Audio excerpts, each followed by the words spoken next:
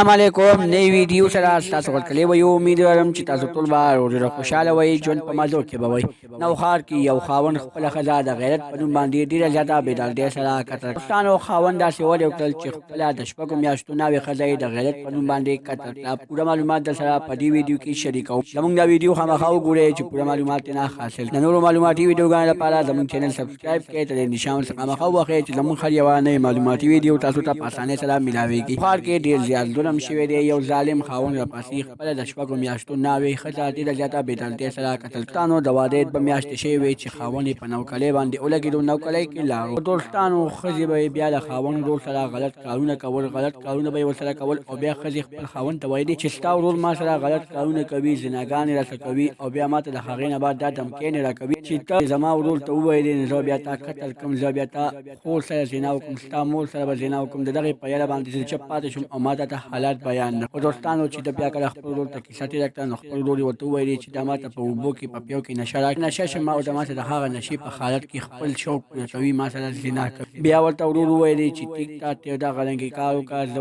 نن په ډیوټۍ په بهانه باندې به وځم چې دې تا سره داسې حرکت وکړو نو زه به دا په هغه ساعت باندې ګیره کړم. ورور یې همدغه رنګې وکړله او بیا هغه ښځې همدغه رنګې حرکت وکړو. خپل ورور یې ولې زنا نشه ورکړله او بیا ورسره چې کله ورور نشه شو، نشې په حالت کې ورسره زنا شروع کړله.